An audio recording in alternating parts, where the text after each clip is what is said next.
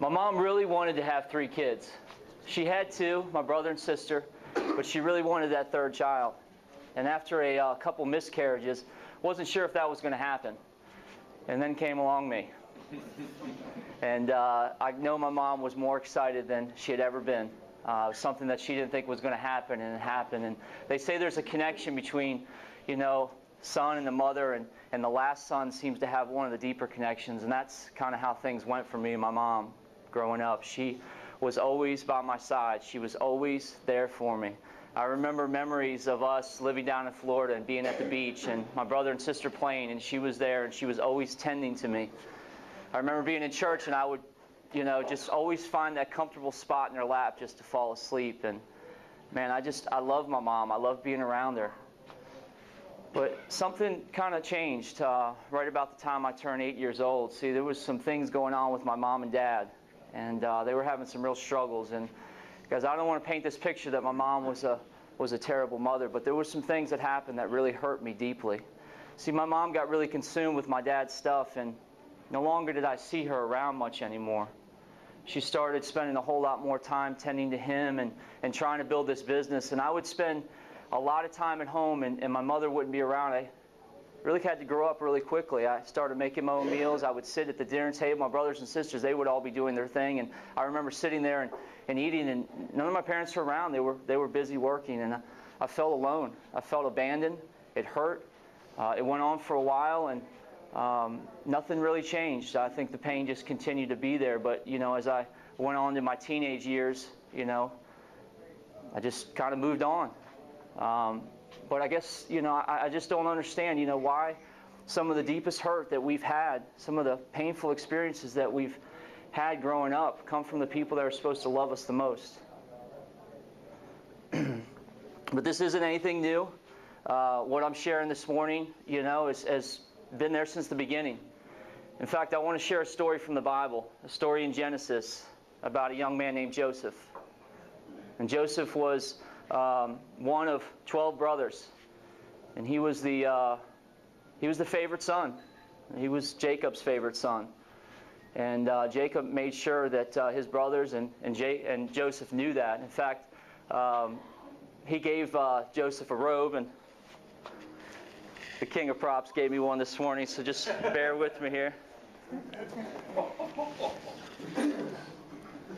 You just happen to have one. I just happen to have one at home. I left the crown at home too. So here's Joseph in his robe, and he's walking around with his brothers, and you can only imagine how ridiculous he must have looked. I mean, could you imagine growing up around your brothers and wearing a robe around them all the time? I mean, come on. I mean, I can see why they were mad and pissed off.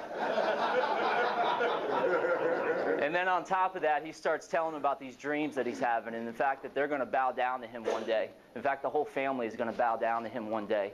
And that just fueled their fire even more. So one day, Joseph is out looking for his brothers, and he's bouncing around in his robe, and he comes along and finds his brothers. Well, they see him in the distance, and they make this plan to kill him. I mean, that's how jealous they were of their brother. That's how angry they had gotten with this whole favoritism. So as they approached, they made this plan, and they plotted to throw him in a pit and to stage this kind of fake death by dipping his robe into blood and taking it back to his dad. And in a moment, one of the brothers says, "No, let's not do that. Let's sell Joseph. Let's trade him. Let's give him to these traders that are coming through right now. We'll make a little money off him, and we'll go back to our father and say he was devoured." So there was Joseph, 17 years old, stripped of his robe, sitting in a pit, all of his brothers looking down at him. I couldn't imagine being there. I couldn't imagine going through that. But see, that awful experience that he had is, I think, not too far off from what some of us have experienced. Some of the things that we've experienced growing up. I mean, did you guys have a parent that abandoned you? Maybe dad walked out on you guys, you and your family growing up. Or maybe your parents got divorced and your mom left. Or maybe you didn't have either parent. Maybe you were put up for adoption. Maybe you don't know your parents. Or maybe you've never gotten to know them. Or maybe you were abused by your dad. I mean, some of us have stories of physical abuse. Dad get drunk, frustrated with life, and take out his aggression on you. And it hurt, and it was painful. And maybe some of you guys, suffered even worse things like being molested by a family member. It's not uncommon. An uncle decided to touch someone, and you just carried that, and you didn't know what to do with that, but that pain was so deep, and it hurt so bad. So this morning, guys, what I want to do is I want to just take a minute and stop, and I want us to all talk for a minute. I want us to kind of share maybe a quick story. You don't have to go in great detail. You don't have to get real graphic, but I want you to think about that person right now that hurts you. And I want you guys to share that at the table. And then we're going to come back and we're going to talk a little bit more about the story of Joseph. So take just a few minutes, make it short, and then I'll just come back and we'll get started again. All right? Go. We can realize that there's a lot of common ground here. We've all experienced some sort of pain. Why it happens from the people that are supposed to love us the most, I don't know, but it happens. And what have you done with it? Let's get back to Joseph. What did he do with it? And as we see back in here in Joseph, and what I see Joseph doing, he does what we've all done with it. He just moves on with life. But see, here's the interesting thing. It says in Genesis 39, it says, the Lord was with Joseph, and he succeeded in everything he did. And if you guys know the story well enough, I'm going to kind of go through some things. I really want to get back to this interaction with his brothers. But Joseph was sold as a slave to Potiphar. He served Potiphar. God did really bless him in that. He became kind of the head of Potiphar's household. But then Potiphar's wife kind of took a liking to him, and she staged this whole scene where claimed that he raped her. So Joseph gets thrown in prison. As we read here, it said even the Lord was with Joseph when he was in prison. Showed him he was faithful, and the Lord made Joseph a favorite among the prison guard. So here was Joseph. He went from slave to convict. But he kept moving forward, and God kept blessing him. And even as he was there, he met a cupbearer and a baker. And these were two of Pharaoh's kind of top guys that would be doing those things. But he had thrown them in prison, and Joseph befriended them and shared some dreams with these guys that they would have. And several years later, that came back to help him, because Pharaoh was having dreams of his own, and he couldn't figure these dreams out. And that cupbearer actually remembered Joseph 2 years later. And if you guys know the story, Joseph went before Pharaoh, and Pharaoh had this dream, and Joseph said, well, here's your dream. 7 years, you're going to have all this wonderful things. You're going to have all this harvest, and then it's going to be followed by 7 years of famine. And because of Joseph's ability to interpret these dreams, well, Pharaoh thought, well, we need to put this guy in charge. So here's Joseph. He went from slave to convict to basically ruler over all of Egypt. Basically, everything started and stopped with Joseph. And as Joseph prepared for this famine, they gathered up and they had storehouses full of food. And sure enough, as the famine hit, all these surrounding places needed to come and get food from Egypt, and they would have to pass through. So Jacob, who was in Canaan, needed food, and he sent the 11 brothers up to Egypt to get food. And as we read here, it says, Jacob's sons arrived in Egypt along with others to buy food, for the famine was in Canaan as well. Since Joseph was governor of all of Egypt and in charge of selling grain to all the people, it was to him that his brothers came. When they arrived, they bowed down before him and their faces to the ground. So as you can imagine the scene, Joseph hasn't seen his brothers in a long time, and they haven't seen him. In fact, they just assumed that he was long gone. Joseph recognized him, but the brothers didn't. And Joseph had a moment there, I think, that he could have really easily let his brothers know, hey, it's me. Look what happened. Look at all these great things. But Joseph didn't do that. In fact, Joseph probably, even when he became ruler, could have gone back to his brothers and let them know what's happening. But he chose not to. In fact, if you guys know the story, he really starts to test his brothers. He puts them through a series of tests. As he puts them through these tests, he's basically almost reveling in the moment. He's got the upper hand now. His brothers are there begging for food. They need him.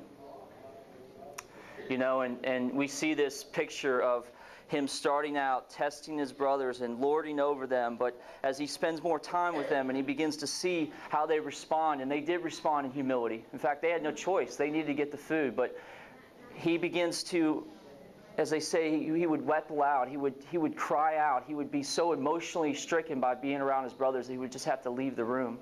And then eventually, after a period of time and series of tests, Joseph finally broke. And I'm going to read that to you now. It says, he broke down and he wept. He wept so loudly that the Egyptians could hear him. And word of it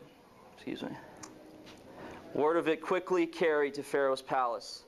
I am Joseph, he said to his brothers. Is my father still alive? But his brothers were speechless. They were stunned to realize that Joseph was standing there in front of them. Please come closer, he said to them. So they came closer, and he said again, I am Joseph, your brother, whom you sold into slavery in Egypt. But don't be upset. Don't be angry with yourselves for selling me to this place. It was God who sent me here ahead of you to preserve your lives. This famine that has ravaged the land for 2 years will last 5 more, and there'll be neither plowing nor harvesting. God sent me ahead of you to keep you and your families alive and to preserve many survivors. And he goes on to say, it was God who sent me here, not you. You see this progression. I mean, he moves on with his life, and God is with him. And then he has an opportunity to go back to his brothers, but he doesn't. And then God brings his brothers back to him, and he has a chance to embrace them, but he doesn't. He lords over them. But as this series of tests happen, he spends time with his brother, I see something change in Joseph. I see as he spends time with his brothers that God begins to change his heart. And the time invested and the things that he sees, he begins to see his brothers differently. And finally, I think he just breaks. And no longer does he want to carry this anymore. No longer does he want to be ridden with all this bitterness and this anger. And he reveals himself to his brothers. And he extends them grace. And he forgives them. So, going back to you guys and that person that hurt you, where are you at with that today? Have you tucked that away and just moved on like Joseph did? Life does go on. We're all here. Did you just push it away and say, I'm not going to deal with it and let it stay with you? Did you get into a position where maybe now you have the upper hand? Maybe now that person needs your help. But now you've got a family, and maybe you're now lording over them. Maybe you won't let your kids come see that person. Or maybe you want them to come visit on Christmas or Thanksgiving because you just can't get over the hurt it's caused. And honestly, guys, based on what I've told you, I'm sure there's a lot worse stories. But I know the way I felt, and I didn't feel like that person deserved it. And you may be sitting here right now and saying, you know what, this person really doesn't deserve that grace. So, how are we to respond? Well, guys, I'm going to take you back to the story of my mother because I carried that pain, that hurt, that feeling of abandonment for 22 years.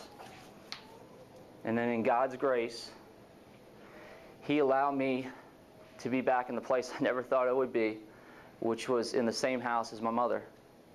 See, 2 years ago, I moved back in. A series of events happened in my life, and I moved in the basement of my mom's house. And those feelings and those emotions were all there. All that pain, all that bitterness, all that anger, it was all there. But see, God was with me. And over that time, I began to see what God wanted me to do. And he said, Joe, you know what? You're putting these conditions on her. You're wanting her to change. What if she never changes? Are you going to carry this? Are you going to be this same person that you've always been? I remember it to this day, guys, walking up those steps, praying to God, God, help me to see my mom differently. Help me to extend that grace to her. I can't do it without you. So I just started simply by serving her. I found ways to serve her, and it was hard, and it was difficult, but God was with me. And I prayed so many times to let go and forgive my mom. And eventually, God just broke my heart. He set me free. He let me see my mom in a way that I never saw her before. Back to the time when I looked to her Looked to her with such admiration and love. He did that for me in his own personal way. And because of that, I was able to let go of all these feelings, and I was able to embrace my mom. And it has completely set me free. It has allowed me to have relationships with my wife that I never thought I could have. And you know, Joseph experienced that too. See, when he extended that grace, he got reunited with his dad. He got reunited with his brothers. And he was able to enjoy them. He was able to spend time with them. But I want to share something and just kind of close with this. Towards the end of his life, his father dies. His brothers, man, they're still freaked out. Well, now the dad's gone. Maybe he's going to come back and he's going to kill us. I want to read this to you. Their father was dead, so Joseph's brothers became fearful. Now Joseph will show his anger and he'll pay us back for all the wrong we did, they said. Then his brothers came and they threw himself down before Joseph. Look, we are your slaves, they said. But Joseph replied, don't be afraid of me. Am I God that I can punish you? You intended to harm me, but God intended it for all good. Guys, that's the grace of God. He opts for leveraging our past for a better future. He wants to take the evil that we experienced and He wants to make it good. That's what He wants to do with you guys this morning. He loves you. It won't be easy. It will be hard. But God is with you.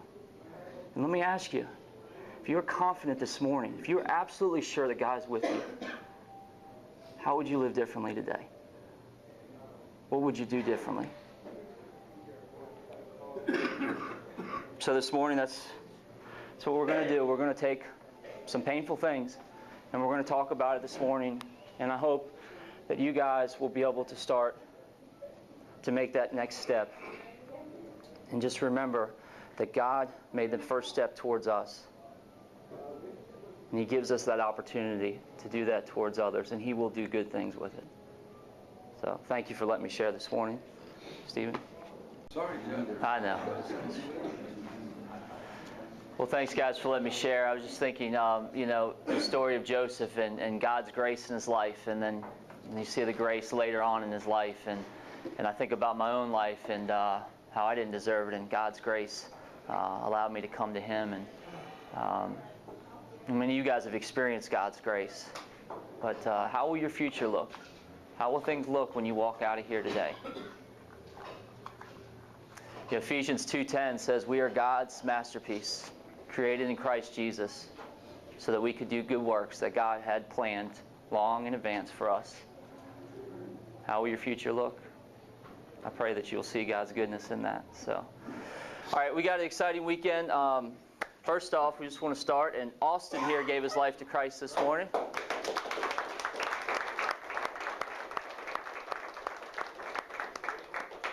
Austin, great news. We got baptism tomorrow morning, so you can just knock that one out too. Just get that one right out the way. We'll get them all. We'll get a 2 for this weekend. Talk to Woody after break. That's right. Or any of the guys. Guys, let them know how important that is. But we're so glad you're here and glad that God brought you here today. So, all right. So Tommy, I think you are speaking the first service. Is that right? And then Craig is speaking in the second service. We have a lot of guys that will be from the men's group in the different services. So if you guys are there and you see somebody you know, just go on stage and support them. So got an exciting weekend, and probably the most exciting thing, and I know Woody's pumped up, we got mulch day today at Blue Ridge. Stand up, Woody. Let them know what it is. The leader of our church always leads us and serves. Barry said he'll do anything to get a T-shirt. I think we can arrange that. H will take care of that for us. Guys, if you got time today, 2 hours, come out and fellowship, move some mulch. It's so much fun. I've done it a few times, and I plan to go out there today. And just 2 hours of your time today, if you can. We'll be, I guess we'll be starting right after this, or they've already started. Okay. So come on out and join us. So thank you guys once again for letting me share. Woody, would you close us out?